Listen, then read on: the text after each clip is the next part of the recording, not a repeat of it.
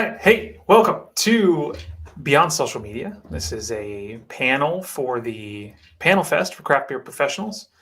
And we got a really great and fun conversation planned today. And I'm going to preface it a little bit and then we'll kind of roll into some introductions. But really, the energy behind where this topic came from is that over the last several years, social media marketing has kind of become synonymous with digital marketing. When you go to hire a digital marketer, it's like, oh, yeah, you're going to be dealing with Facebook, right? And Facebook and Instagram and all these things. So the two have become married over the last several years. But like, is that going to be the case moving forward? With all the craziness that's going on with social media, all these different things, you guys know what I'm talking about, the Muskverse and the metaverse and all these things. Is social media, are we starting to see some of the cracks in the foundation here? And if so, what does that look like for craft beer marketing? And how does that change the way we go about digital marketing for the entire craft beer industry? And to help answer these questions and more, we put together an awesome panel of all sorts of people. And I think that's where we'll kind of start here is I'll kind of go around the room and have everybody just kind of introduce themselves, who you are, what you do. And to make it easier, I'll kind of just point people out based on what my screen looks like. So we'll start with you, Greg, since you're right next to me. So Greg, tell us who you are and what you do. Sure. I'm Greg. I am the founder of BeerTrippr. We are would like to say engagement marketing organization that focuses specifically on craft beer and craft breweries, especially in the loyalty part of craft beer. I have a background in retail, essentially, and a degree in not marketing, a degree in organizational development. So that gives me a little bit of insight into consumer behavior and things like that. We're a fairly fledgling company. We've been around for just a couple of years, but very excited to kick off quite a few new projects here within the next couple of months. Awesome. Glad to have you here. Jackson, tell us about yourself. Great. So I'm Jackson. I'm the co-founder of Buddy. And what we do is we process transactions through text messages. So what that looks like for our breweries and wineries is a brewery can send out a pack of beer. And instead of the customer coming to the website to make the purchase, they can respond directly in text message and the transaction's complete. So, looking forward to share kind of what we're seeing on our end and where we think this space is going. Excellent. So a couple marketing tech folks. Jackie, I'll turn the mic over to you. And you're not marketing tech, you're brewery. So tell us about you. I am one of the owners of WestFax Brewing Company. Came on board when the pandemic hit because we decided to pivot to distribution. And I have a background in architectural sales and just sales in general. Came on board in the beginning of the pandemic, and I'm still here. And am now handling all of our social media marketing. So I too had to pivot into a different kind of realm that I wasn't used to. Had a fantastic trainer. We work really closely with Chris, who has kind of helped me through it all. A lot of reading, studying, learning, kind of just grasping everything. But yeah, doing really, really well in it. Hopefully, Chris. It's a lot. It's been a lot. It's been interesting. Nice. You picked a hell of a time to get involved. So welcome. Kelly, you're next. Tell us about you. Hey, everybody. I'm Kelly Hieronymus. I'm the marketing and creative director for WestFax Brewing in Lexington, Kentucky. We have 2 Wests here represented, which is great. I've been with WestFax for 10 years, a little over 10 years, actually. And I've done a myriad of different roles at the company, but pretty much everything comes back to marketing. I've done events. I bartended in my first year there in 2012, and developed some of our staff, our giving program. And right now I'm just really focused on cultivating my team and doing brand management for the company. So it's been fun. Excellent. Yeah, you guys are doing great work. So definitely happy to have you on the panel as well. Michael, bring us home, man. All right. Thanks for having me here, Chris. Hi, everybody. I'm Michael Varda. I'm the founder of Craft Beer Advisory Services. We are a market research firm dedicated to craft beer. And, in one sentence, we use data to help breweries understand their customers on a deeper level and ultimately increase sales.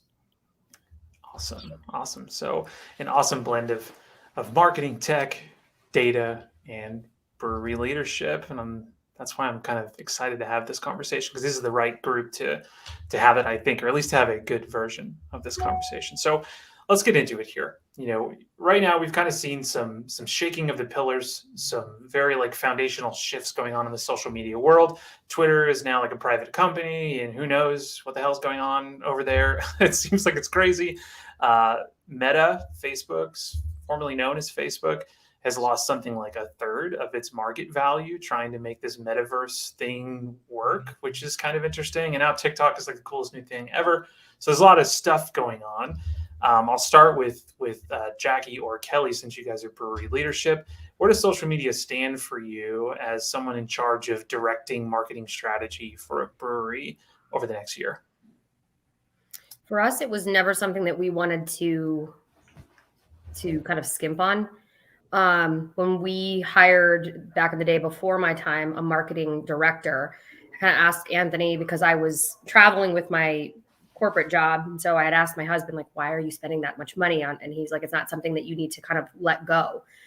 And once we started doing that and moved into distribution, it really helped us, because people were like, you guys are amazing on social media. You're somebody I want to carry. You're a force to be reckoned with, because we paid so much attention to marketing, social media, Instagram. People were pulling up our page, our labels, our design and artwork. And it was just, it made sense. I got it then. It was like kind of my aha moment, where I had yelled at him for spending so much money on somebody, and then it made sense, and it kind of all tied together. And it actually really helped me out in the sales field. And then I kind of saw how it intertwined with the company. And even to this day, it's not something that we will take lightly or skimp on spending money on, because it's not the be all end all, but it's definitely a very important factor that affects all facets of the company, from sales to marketing to bringing people in the tap room to our brewers day to day. It's just definitely not something that should be taken lightly. And I learned that really continued quick. energy and effort in this category for you. You see it that way. Kelly, do you agree, or what are your thoughts? Yeah, absolutely. I mean, like you mentioned, Chris, things change. When you opt into engaging in marketing and social media, you're automatically accepting that things are always going to change, that it's a tumultuous environment, and that you have to kind of stay on top of it. I think going into this year, one of the things we've learned from the previous year, and also getting out of this like kind of pandemic haze, is kind of focusing on the tools within each platforms and kind of playing the numbers game with each one itself. I think that there's tons of space to consistently try new things, and that's when you can really capitalize on some of the tools that are in individual social media and marketing campaigns. We find a lot of strength in just trying stuff out that we normally weren't doing. We kind of had a system rolling for the first 2, 3, 4, 5 years of West Sixth.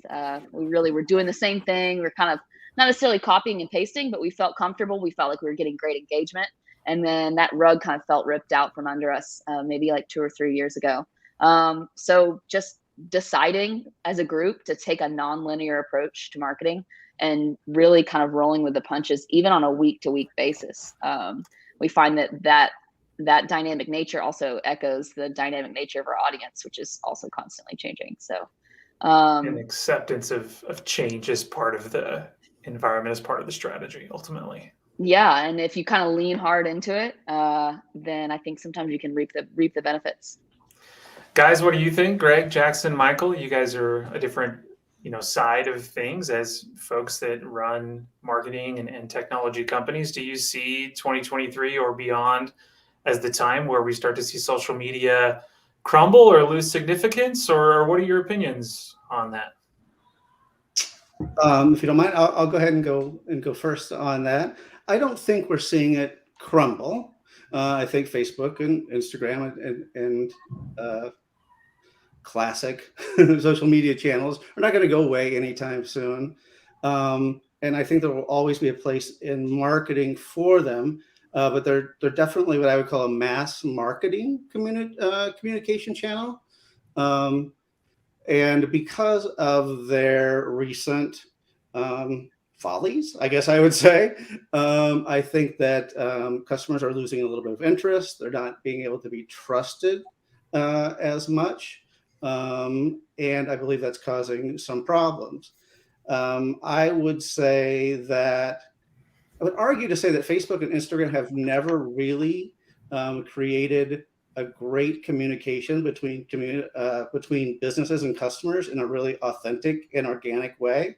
I see them really developing and moving into an information delivery device rather than a real way to connect and communicate and engage with your customer. So I feel like it's moved from engagement to more of an information delivery device. I can see that. I can see that. Jackson or Michael, do you guys have additional thoughts? Yeah, I think first and foremost, I think building an engaged audience is just valuable in general. So right now it seems like that's happening on social media, but the privacy laws are changing. We're seeing talks about banning TikTok. So if you do have this great community on one of these platforms and that suddenly gets taken away, or let's say your advertising is less effective, you can't have your entire business reliant on one of these channels. Kind of like Vine, where I don't know if anyone's familiar with that platform, but when that got taken away, a lot of these creators had nowhere to go, and they had these amazing audiences, and that suddenly got taken away. I think something similar is going to happen with TikTok with regulation. But I think building an engaged audience will never go away. It's just how potent that is, and is this channel here to stay? Because audiences are fickle, and like everyone has kind of echoed, things move fast, and just figuring out how to monetize that engaged audience. I think everyone's trying to desperately figure out now. Excellent. And then to start off, I'll echo a lot of what's already been said, and then thinking about a couple of builds and ads. Where social media is going, I don't think that it's crumbling, but I think that there are two purposes that social media serves. The first, particularly for breweries, that customer retention, and the second, customer acquisition. And the channels that you use are going to be different for each of those two purposes. And if you're trying to think about particularly just the demographics of people, every year there's another whole group of people turning 21. What channels are they on? What are they utilizing? And more than likely, it's going to be that short form video content, the TikTok, the Instagram Reels, that's going to pop up in their feed. Whereas the traditional static Instagram post with just one photo, that's probably not going to reach that new crowd. And the challenging part is breweries have to play both of those roles, right? It's not just customer acquisition, it's not just customer retention, but how can you find the balance in your social media strategy, thinking about which channels you're going to post which type of content on? Excellent. I'm hearing a couple of themes of like diversification is one of those, is that, not necessarily keeping all your eggs in one basket is probably a good move. And not being so dependent on one channel or two channel kind of approaches is also important. I think another thing that's really significant when we talk about social media and how do we make changes or change the strategy is data. Essentially these platforms, Facebook, Google, Twitter, they're data firms. They collect a bunch of data on people, and then they sell access to that data and different combinations of that data to advertisers like me. I run a marketing company. We use that data all the time. But so I think we have to talk about data, access to it. How do we get it? How do we get market research data? And then how do we control that data? Even our customer data. Data is a big portion of this. And, I'll kind of come back to you, Michael, is, if we're going to reduce dependency on one platform or all social media, if you're really aggressive, how can breweries get access to good consumer research data so they can get good information? And how can they actually leverage that to do cool things with marketing and actually market to their audience? Yeah, it's a fantastic question, and one that honestly is why I founded the company in the beginning, because this was something where I didn't feel like a lot of breweries had a lot of options, because if you couldn't afford Nielsen or IRI data, all right, you're out of luck. But in terms of where they can access data or try and leverage market research trends that's like more attainable, there is just such a wealth of information and sitting in online reviews. And I know that that sounds kind of silly. And I know that particularly for some breweries I've had conversations with, they're like, yeah, I know we're 4.7 stars and people have a good time. And that's not necessarily what I'm talking about. But when Chris and Greg go to West 6 and then Chris leaves a review talking about he had the IPA, Greg had the sour, and I don't know if Greg has a dog, but pretend Greg brought his dog. And this is the food that they ordered. Looking at all of that information, just sitting there online, you're constantly getting this new information being posted, right? You can then look at that, scrape it, try and organize it, understanding, separating out, okay, Chris, likely male. And then when you have a year's worth of that data, you can look at it by time of year. You can look at it by gender. You can look at it by marital status, or if they brought their kids, and so many different ways to start to figure out what types of customers are looking for what types of things when you get there. One other plug, just in terms of data that already exists. And again, this is just point of sale data. Like, what is the actual stuff being ordered? You're putting a data analyst or hiring a freelance data analyst if you don't have that sort of expertise in-house to really crack that down. Look at seasonality of your top sellers. Okay, it's a top seller, but when's it your top seller? So when throughout the other times of the year can you push other things? So any amount of data that you can collect from the existing online platforms to point of sale data. And then I guess I'll round it out with the third and final source here is having a little focus group interview with your customers, whether it's regulars, whether it's newbies, somewhere in between, and just sit down with them for an hour, give them free beer while you ask them all the questions that you want. And then you're going to get some consumer personas, understanding what's going to motivate that. And then after you have all this wonderful data and have packaged it up and you know what you want to do, that's going to then be the strategic backbone of all the marketing that then goes out. You're going to have a reason of why we're doing this event instead of that event, why we're having trivia on Thursday instead of Monday, things like that. There are ways ultimately to source this data, and getting that data gives you more control ultimately of your own destiny instead of relying on a third-party platform to do that. Greg and Jackson, assuming you did have this data as a brewery, as a brew pub, as really any business, if you have this data, you've collected it, and you want to start to put some fuel behind it and turn it into something, turning it into an actual action plan, what is out there? Like, how can you actually use this data and start marketing to people in new and creative ways aside from just posting on Facebook?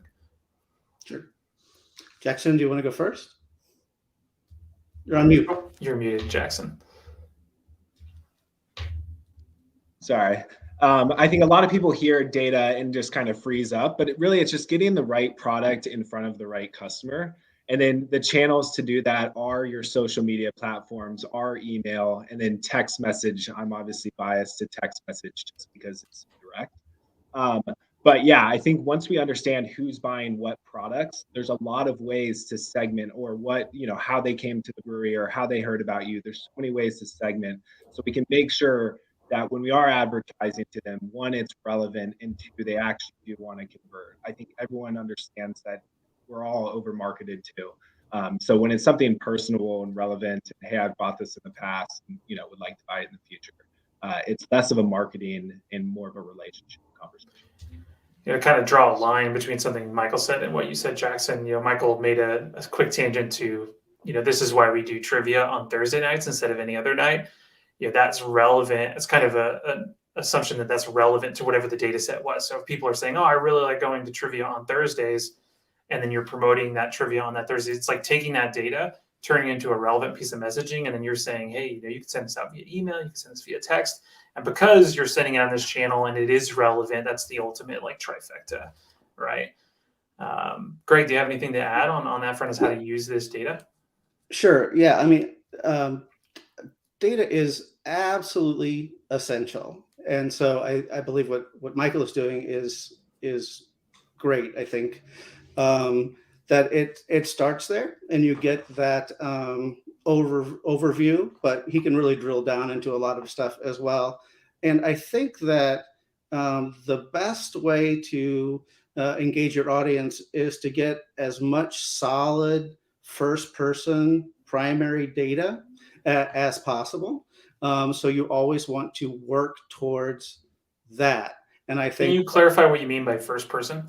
I mean, getting as close to asking the customer what they want as possible. Okay. Yeah. So I think that Jackson raised a good point, which is you take that data and you start segmenting that data. And the more data that you can get in the various different ways, the more you can segment your audience, because nobody wants mass market information sent to them anymore. They really want that personalization. So you start segmenting your regulars from the people that are just dropping by. You segment based upon age. You segment about people that are coming during the week versus the people that are coming on the weekend, and you talk specifically to those people. And you use various means to collect that data. So I don't think that data can all be collected in the same way, depending on those cases, as you get closer and closer to those customers. And I really believe that the more segmentation that you can do, the better that it is. And I don't mean that in a bad way, but for marketing reasons and connection to the customer, the closer you can get to pretending that you are that the customer's in a one-on-one conversation with the owner of that brewery, the better outcome and engagement that you're going to have with the brewery. Relevancy is a common theme with all the marketing tech dudes. Kelly, Jackie, you hear this stuff about data. I mean, what concerns you about collecting data, about managing this stuff, about leveraging it? You're hearing these things, but like, what's the reality here on the brewery side? What concerns you? What makes you concerned or excited about this data question? I mean, I think the facts are there, right? I think we can all agree with all the things that have been said. And for me, my biggest concern is not abusing that loyal audience, right? Creating those segments then gives them the onus to opt into certain things. And there's so many easy ways to do that, like finding repeat customers, even through e-commerce, through your bar staff. We just started doing something called social snapshots, which are our social team actually breaking down like a promotion that's getting ready to come up in our tap rooms. So we had a holiday market at our farm location last weekend, and my assistant pulled together, okay, here's the engagement on the Facebook event page. Here's how many posts we put up. Here's what kind of comments came through. Because your bartenders aren't, unless they're really, really on social media all the time, they're not seeing those DMs. They're not engaging in those comments. They're not aggregating all that information. And the goal is to send that to our bar staff. So when they're actually talking to that audience, like Greg said, getting as close as possible, they can also read that information back to us so we can see if there's connections between, all right, so we have a really engaged audience on these posts. Did they show up and buy beer? Did they show up and come to the event? Were they there? What did people say? If we had a special, were people opting into it? And that way, the echo chamber of social media actually mirrors the in-person live audience, because I think the loyalty in craft beer is present. I think we've all understood that, as if we've been in the industry for a long time. For me, I see the same people year over year, and that core audience is always going to follow you. But seeing how the outreach works on a digital perspective and then is reflected back in the tap rooms. So you're kind of putting some quantity or quantitative data behind, we got a bunch of likes on this post, but like, did that actually turn into anything? Call to action is really important. But you don't want to like beat someone over the head with click this link, click this link, click this link. And we even started this segmented email campaign that has super high engagement rates, high open rate. But people opted into it themselves because of a very specific topic, a very specific subject. That's so true. And I think that people will be okay with their data being shared if they're kind of treated nice, I guess, with that data. Yeah, transparency for sure is part of that as well. Jackie, what do you think about this data stuff? You're a busy person, right? You got a million things going on. Does this collection of data and managing data make you nervous or worried, or are you down? You just understand it's part of the lifestyle at this point.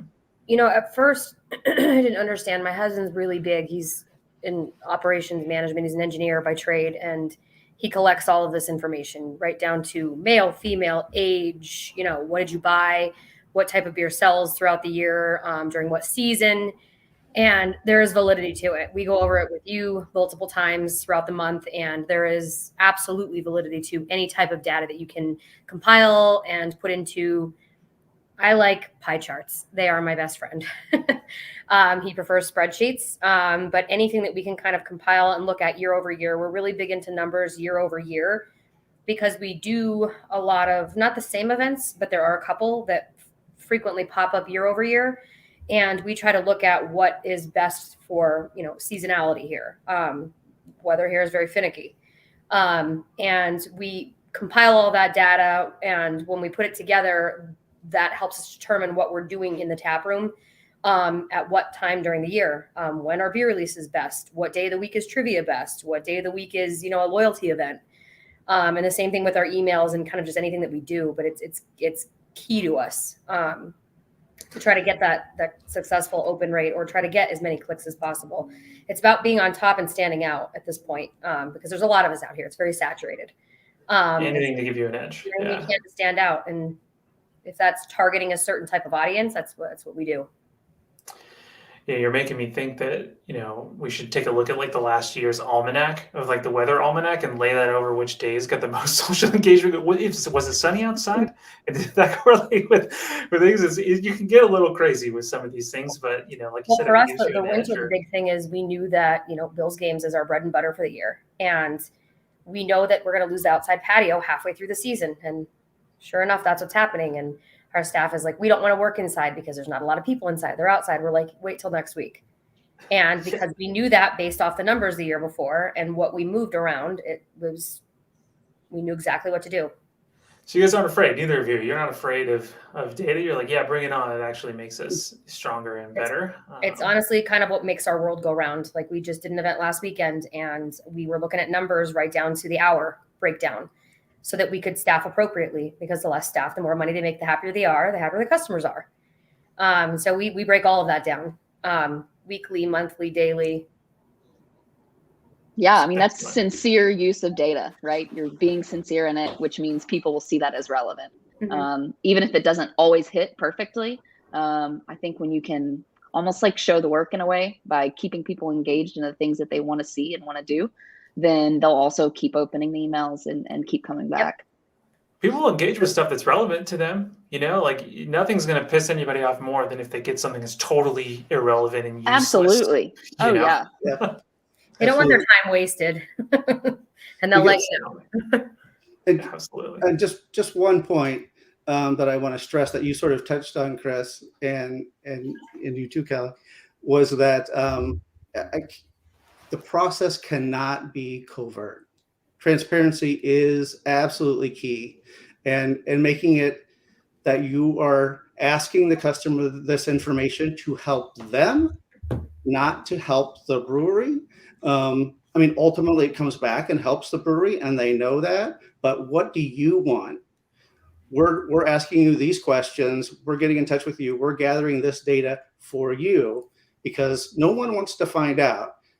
And people are very smart about when someone's collecting data from them. I think the more transparent that you can be to gather that data and tell them, here's what we're gathering, here's what we want to know, here's how it's going to benefit you, I think is crucial. Because nobody is going to fall for filling out a form and thinking that, oh, they're not going to use that. They're just wanting to know where I live or something. I'm not really sure. Yeah. Excellent addition. Changing gears a little bit, to kind of bring it back to the question of social media. I think another thing that has made these social media platforms so powerful and strong in the market as a marketing tool and a marketing resource is their use of technology. They got cool bells and whistles, man. They got schedulers. They've got all kinds of things that you can do with these platforms on the tech side. So to reduce dependency on any one platform or all platforms, I think technology is part of the question here too. So I'll bring this to you, Jackson. To start it is, what are you seeing out there in terms of marketing tech and technologically focused tactics, for marketing aside from what's available on social media? Yeah, so I think maybe just a more of a business broad general technique is actually using other entrepreneurs in your area and companies in your area to collaborate and actually share the data. So what we're seeing a lot with breweries is either it's a small brand that they're hosting, or we've seen like some wood fire pizzas or something like that, where it becomes this event. And then obviously for your event, you need to have signups so we can plan. And at that point, you're getting some sort of data. And the benefit is, one, the entrepreneur gets to get help that you're bringing in because you're featuring his product, and two, you're getting to share his audience. So if he has a local following, now they're showing up in your brewery, you're receiving a little bit of data, and now we can market to those people further down the road. That's one technique. Go ahead. Sorry. Go ahead. Sorry.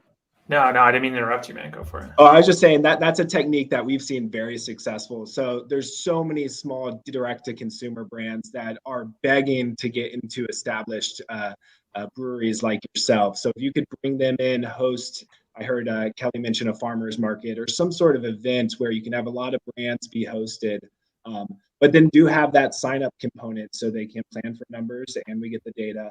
I think that has been what I've seen, similar to the influencer marketing on social media, just borrowing the audience of all these different brands, and really the value accrues to the brewery because they're going to get the data in the end. But I think that's kind of a real opportunity for a lot of breweries.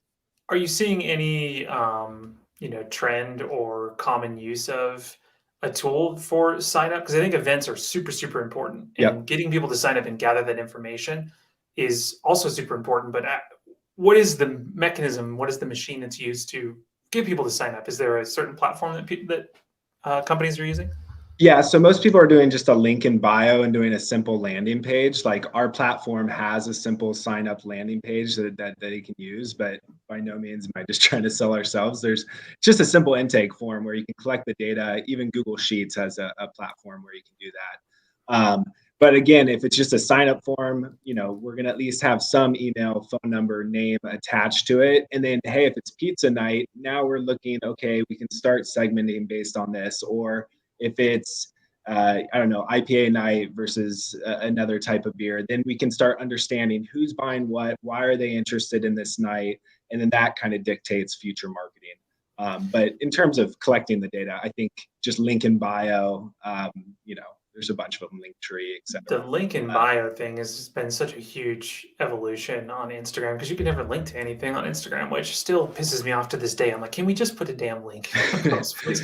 But having the bio link is helpful to push to your website or to your platform or MailChimp or Google Forms or whatever to gather that information. Take control of it that way, right? Exactly. And it's probably by design by the social media platforms. They don't want they don't want the users to be on your website. They want to keep you on Instagram and Facebook, which understand that prospect. But really, it's just, okay, I have this engaged audience on social media. How can I actually get them on my side of the fence so I don't have to pay to use this data? I can actually have the data myself. That's like the big question mark for every brand in the world. I mean, Coca-Cola, Procter & Gamble down is, I have this audience. How can I actually make money now and own this audience versus just paying Google and Facebook to use theirs? Excellent point there about owning and not having to pay to use it, because you're certainly paying to use it on social media. Greg, I mean, same question to you. Is tech, what's out there for businesses to use? It's kind of new and interesting, and allows them to leverage some of this data that we've been talking about. What's going on in the marketing tech world as you see it? Sure.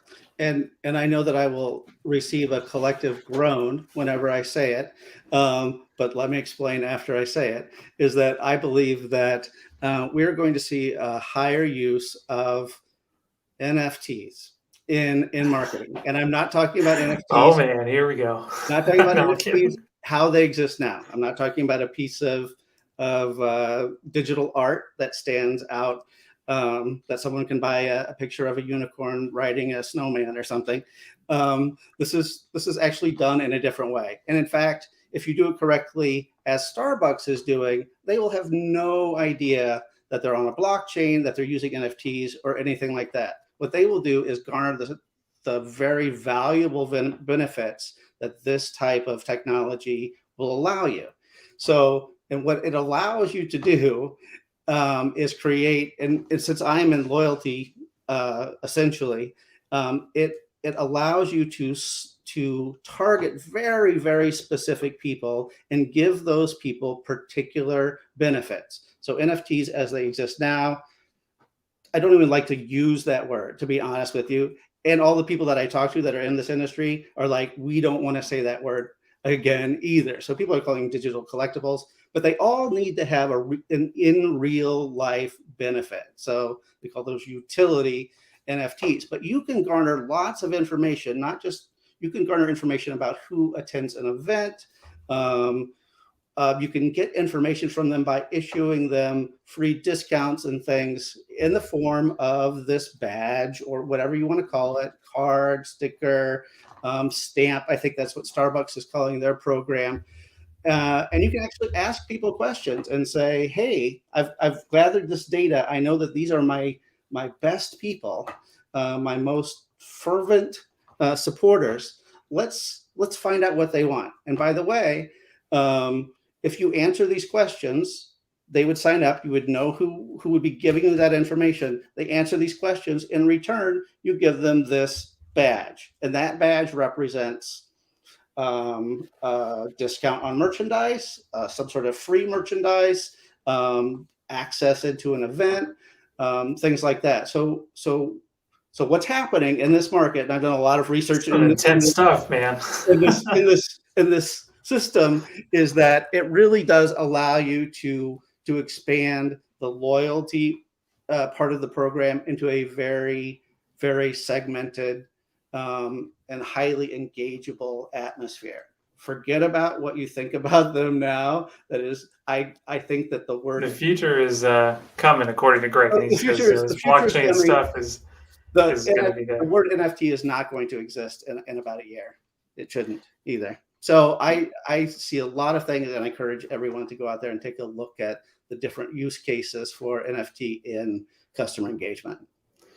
So it's actually a great segue, I think, to bring some reality to this. I mean, Jackie, I'll move this over to you. As you hear about new tech all the time, there's probably somebody knocking on your door, your metaphorical door, it's probably your inbox or your contact form on your website saying, I got this brilliant new thing that's going to revolutionize your business. It's from a technology perspective. I mean, what is important to you when evaluating technology for your brewery, and whatever it be marketing or whatever? Like, what are you looking for when somebody says, I got this new thing? What's important for you in sizing them up and deciding if they're valuable or worth your time? I think just with our specific customer base, we kind of have a handle on, we know what they want. We know what the regulars want. And I occasionally work front of the house if somebody calls off. I know what people want in the field with distribution, and I know what people want in the tap room. And so we kind of have to play a what if scenario and see if whatever it is that's the new piece of technology, if it's going to fit with what we have, with our beer releases, with our styles of beer that we release, with, the type of people that are coming into our tap room. And Greg, you had mentioned something about collecting that data, whether it be through an email or this or that. And one piece that we've been collecting that I find very useful is that when you come in and log into our Wi-Fi, it takes your email, and every 7th visit you get a free beer, and people will use that very frequently. But then we can go back and look what day of the week these people frequent. We can go back and look, are they male or female? We can go back and look what they consumed. We can go back and bring all of that information on. So Tuesdays we do $4 beers. We know what type of beer is going to sell on a $4 beer on a Tuesday based off of how many consumers came in. Were they male or female? Do they like fruity? Do they like hazy? Do they like dark? And we compile all of that data also seasonally. So in the winter, Tuesdays are very busy when we do a dark beer. We typically have more dark beers in the winter versus in the summer. We have more fruiteds and sours and things like that. So collecting that data through the emails has been super helpful when doing just smaller events during the week and stuff like that. And at first, when I found out we were doing that, I kind of thought it was like encroaching on people's like privacy, but it's really not. It's giving them what they want, when they want it, what time of year they want it, what day of the week they want it. And it has been very, very helpful, making Tuesdays, which are typically a slower day, busier. Just by collecting all of that information. And like I said, I thought I was encroaching on their, I'm like, I know how many beers you had in the last month and I know what you drank. They don't even really know that they're doing it or that we have that information, but they come in, they log into the Wi-Fi and and then they get a free surprise every 7 visits. So, and it's dependent too, if they come in any day of the week, it's not just Tuesdays. It's if they're coming in 5 days a week and logging into the Wi-Fi, it's tracking all of that. Yeah, I'm just going to echo that for anyone listening who owns a brewery or works for a brewery and you're not using that technology, change it, do it now. Even if you don't actually take action from it and you can see the ratio of repeat customers, just purely that data point, then you can see when that repeat customer ratio changes, that means new customers are coming in because of something that you did or something that your city's doing or the time of the year. Even if you don't take action, I agree with Jackie. If you're a brewery that's not using that technology, you should be. We've had it like 6 or 7 years. We've flip-flopped around a couple of different companies, but so great. Thinking about that, like obviously, this is a good decision, right? On the tech front. It's like this email gateway thing, like what was your thought process like in buying this initially? When somebody came to you and said, yep, I got this thing, or you saw it on the internet, you got served an Instagram ad, talking about social media, like that piece of technology and evaluating it, were you instantly like, yeah, that makes total sense, we got to do it? Or was there some caution there before you tried it? And what ultimately won you over? It's leverage of something that people are already expecting when they walk into your establishment. People are coming. I mean, for us, I don't know what time you guys are. We're open at 11 a.m. 7 days a week at our 2 main locations. So we have a pretty decent, like, kind of office time lunch crowd. I mean, it's something that people are already opting into, that are already expecting that, right? Getting free Wi-Fi, and leveraging that need that the customer already wants, as opposed to trying to convince them to do something else that's out of the ordinary, right? I mean, we all saw QR code scans like skyrocket during the pandemic. That was a thing that I know I think I've talked to you, Chris, when we've talked previously about this, but we used to have a QR code on our can 10 years ago, our beer can. Nobody cared, Brett. We redesigned the can like 4 years ago because no one scanned the damn QR code for years. And then COVID hit, and now it's like the most prevalent use of like reboot technology that kind of died, at least in the craft brewery world, for forever. And now it's just something that's ever present in spaces, but that still requires an action by the customer, right? They have to get out the phone and scan the thing, right? If they want what's on the other side. Whereas the Wi-Fi thing, they already want it. They're going to go for it. So taking advantage of those existing pathways and low hurdles, I like what you said on that front for sure. Jackie, did you have anything else to add on that? I wasn't sure if I heard your. Yes, with the QR code, that's interesting too, because pandemic hit and it's like the be all end all, but it's like you go to a brewery and it's not even, oh, do you have Wi-Fi? It's just expected. You should have it. Yeah. Everybody has it. But the QR code, there's a lot of places in our tap room where you can't see the menu. So the menu is a QR code laminated on the table. And I can see what people, through our website, I can see what people scanned and what they gravitated towards as far as the style of beer. We're very heavy on the hazies for a specific reason, because it attracts people and that's what everybody gravitates towards. Mm-hmm. So we're able to tailor our production and our brewing schedule in the back based off what the consumer wants and what they gravitate towards, to pack in more people and give them what they want. Just based on a couple of QR code. That's brilliant. It's brilliant. And so I'm hearing a couple of things with this tech. Is it a fit for our pathways, our current, systems that exist? Is it a fit for what our customers want? And if it's those two things, it sounds like, you might take a look at that. At least that's a good way to gauge. You could write those rules down almost from a business planning perspective. But this technology stuff changes all the time. There's always something new out there, but some of the core marketing things that have existed, core marketing strategies that have existed for years and years and years, don't change. Like crafting a message that is good, that is a good fit for your audience, and then serving that message that tends to be something we've talked about just today, is like the relevancy of that message is important, but understanding what these customers want is part of that picture. And Michael, I want to ask you, you're the consumer craft beer consumer research guy. I mean, what have you seen in your data over the last year in terms of craft beer drinker trends? And is there anything that you see continuing on into the next few months or next year? Yeah, it's a great question. I'll start with hard data before I go speculation on you for what's coming in next year. But one thing that we really saw throughout 2020, the data is from 2021, so implications for this past year, is the importance of food. And I know that sounds basic, but we do a study every year looking at different consumer personas. And the personas, real quick to rattle them off, are social gatherers, people who are there to chat and have a good time, foodies, people who are primarily motivated by food, beer geeks, travelers, locals, and family visitors.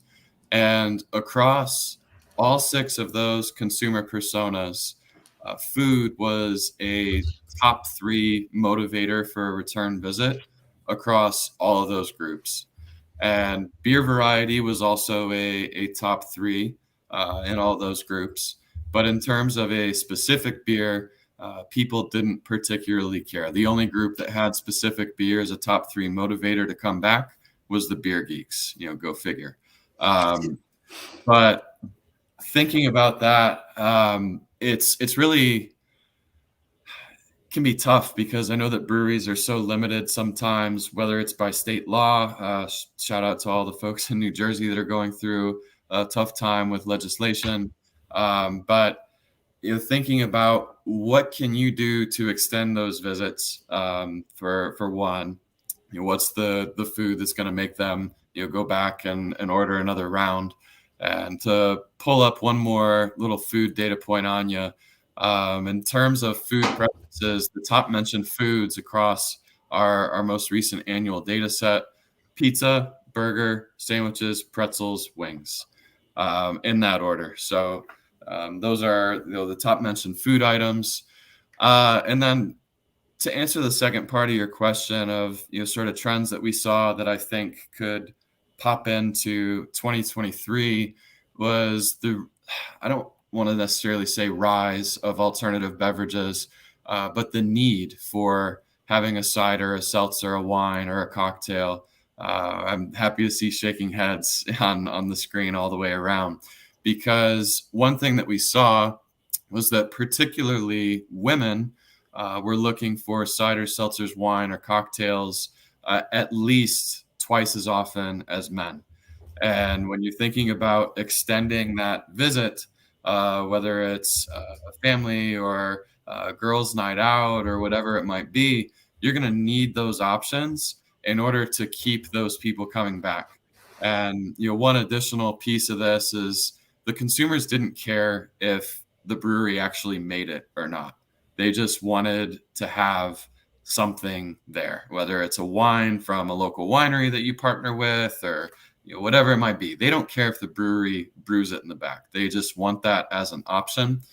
So I think that that's going to be really, really important moving forward. And then the last sort of trend that I'll touch on is the non-alcoholic space. Granted, a much smaller space, but I think that 2022, just the year coming out of the pandemic had so many different impacts on so many different people, whether it was physical health, mental health, and just, this is me speaking anecdotally, I've had conversations with people who are trying to take a step back from alcohol.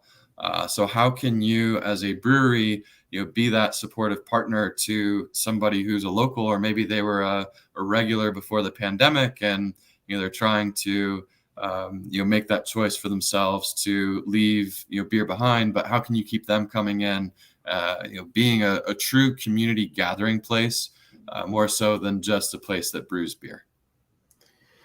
Excellent. I knew asking you that question would be good. You're such a data guy, and I would agree with you. Let's bring more ciders, man. I love ciders. They're so awesome. I wish there was more of them. in around. And I want to make sure we have enough time for this last segment too. So I know we're probably about 10 minutes out. So I'll kind of just open up this last portion to everybody in the group. Let's all put on our magic hats or bust out the crystal ball here and think about what are the biggest trends for brewery marketing, craft brewery marketing, whether it be digital or have to do with preferences. I'd be very interested to hear what Jackie and Kelly are seeing on their side in terms of preferences and what they see continuing moving forward. But what are going to be the biggest factors for craft brewery marketing in 2023? So I'll start with let's Kelly, you unmuted. You go first. Okay. I will say I think that even more so because of the pandemic, the differences between the audience that's drinking on premise in our tap rooms and the audience that's getting our beer on the shelf at home is very different. And I think that goes a lot with what Michael was saying. When you create a space, people come to the space not just for the beer anymore. They're coming there for an event, for a gathering, and especially if you have food. I mean, we've anchored ourselves as being a community-oriented, community-friendly place. So it's when people respond to those opportunities, they're going to keep coming in, and they're also just going to make different choices when they're not at their home. So I think for us, it's a focus on making sure we're not leaving one or the other audience behind, and putting enough effort into both your off-premise marketing, folks that are buying your beer in stores, and then looking at IRI data, looking at trends on that end of things, because I do think paints a very different picture in tap rooms. For us, we have 4 locations, and the pie graph, we look at a pie graph too, Jackie, of the beers that are being sold, right? The percentage, what's the highest top 5 selling beers, and how that changes seasonally. It also changes by location, which is crazy. Even just the tiny geographical changes of what kind of setting those tap rooms are in those different cities, I think makes just such a huge difference in the decisions that we're making from a marketing perspective. Don't you're bring like, oh, we'll just assumptions at the table, right? No. Yeah, we've been doing this for a long time, so when we open our big Louisville tap room, we'll do it similarly there, and we've learned like have to make some adjustments so that the audience isn't going to be responding in the same way. So I think it's going to, like, marketing moving forward is just going to take some hyper observance into all of these specified silos, categories, and that includes geography, and includes how things will change, even just personally from those connections. But yeah, I think it's pretty cool to watch, and I think kind of back to what you were saying at the beginning, anchoring on some of those tools, anchoring on collaboration. Jackson mentioned this, I think, is another big thing that we've seen that has just been a huge success for us, involving other businesses that aren't just beer related, in the identity that people find in our beer, and they also find that identity in other things too. So Jackson, what do you think? What's the future look like? What's really the next year look like? What are the biggest factors for craft beer marketing? Yeah, so I think craft beer has enjoyed this great wave of the pandemic and, lowering interest rates, and, everyone's been able to have excess money. So now if an economic downturn is coming, I think everyone is somewhat scared of, the $22 beer, where does that get cut in the budget? So keeping that in mind, I think it's going to be super important to, one, partner with your community, work with them in terms of price, and then also where you're offering the product, so that it's very accessible, so it is, a rallying community point, as opposed to perhaps some viewing it as an excessive item that can be cut from a budget. I think it's going to be super important. So being able to meet your audience where they are, at a price point that makes sense. And then lastly, I think, trying to build this community where people do view it as, this is a need for my life. I get a lot of joy from it, and I want to keep coming back, is going to be super important in the next year. Excellent points as well, Greg. What's the future hold? Is 2023 the year of the blockchain for breweries, or what's going to be the factor for well, not to get into that too much anymore. Yes, I think that Web3 will sort of get into breweries, but on a more macro view, I believe that just as we've been discussing, segmentation is going to be huge. I think any sort of thing that has gatekeeping, where you have to have access, whether that be a Facebook community, something like Discord or Clubhouse, anywhere where you can say, where you can start to segment your people by Facebook goes out to everyone, Facebook communities or groups, as it used to be called. You can allow people in. And so I think it's going to be a matter of taking those groups and giving the right people the right access. And some of that's going to happen on the channels that we're using today. But I do believe that the communities, things like Substack, Clubhouse, those type of things where there is a gate for people to be able to get in, you have to be approved to get in, is going to be a big motivating factor for marketing this year. I like that one. Gatekeeping and community building as a similar kind of tactic there. I'm happy you brought that up. Jackie, what's important to you for brewery marketing in 2023? What do you see as an important factor? For us, going into the beginning of the year, it's always, people aren't drinking, they're not drinking. And so it's you offer the NA stuff, or it's you just try to host events and things like that and cater to both people who have or have not given up alcohol. Well, for us this year going into 2023, it's Jackson, I think you had mentioned it. It's where are people hurting the most? It's their pocketbooks. So I think moving into a realm of sessionable beers and lagers that are less expensive to produce, that you can sell a $10 to $15 4-pack, where they're still getting what they want, craft beer. It's just a cheaper option. And kind of just moving into that space where it's like they're still supporting craft beer, they're still getting to drink craft beer, but it's something that they can afford, because we're moving into a situation where disposable income, money to play with, is not going to be around potentially. And so I think moving into those cheaper beers to produce is going to it's going to be a game changer, I think, for us. And like I said, moving into January, it's always what's lower calorie, people are watching their waistline, and now it's like they're watching their waistline, but they're also watching their pocketbook. So it's kind of giving them the best of both worlds, moving into maybe a cheaper option to brew that they can get distribution and in-house. And so I think that's going to be kind of where we're moving in the beginning of 2023. I'm getting text messages now from my husband on the grain bill of one of them that we're looking at brewing. That's going to be a little more cost friendly, I think, moving into 2023. Excellent. Maybe there's a little, two birds, one stone kind of approach with that. I'm hearing, looking at that as more of an opportunity than anything else. We got a couple minutes left. Michael, you kind of busted out your crystal ball a second ago. Do you have anything to add on the important factors for 2023? Yeah, so I think touching on literally elements that everyone's already spoken about today, starting with Jackson, the direct to consumer, I think, is the real future of all of this, making it so effortless and so easy. And I think we've all at this point had an experience where I just had this week where I was talking to my fiance about a new pair of running shoes that I wanted. I talked about the brand, and then I swiped open Instagram, and there were the exact shoes that I wanted with a 20% off coupon. To touch on, is that invasive? Is that uncomfortable? Maybe, but I just saved 20% on those shoes. So when it's actually tailored, when it's actually relevant to what the consumer wants, we've kind of talked about this. I don't think they mind that. So connecting with the audience, understanding your customer as best as you possibly can, knowing what they want before they walk in the door. I think that's what's going to make the difference for the marketing, because again, I think it was Jackie talking about the saturated space. How are you going to build that relationship with the customer? And the customers have relationships with brands, and how do you nurture that and foster that, and make sure that it's a long-lasting relationship instead of a quick flame?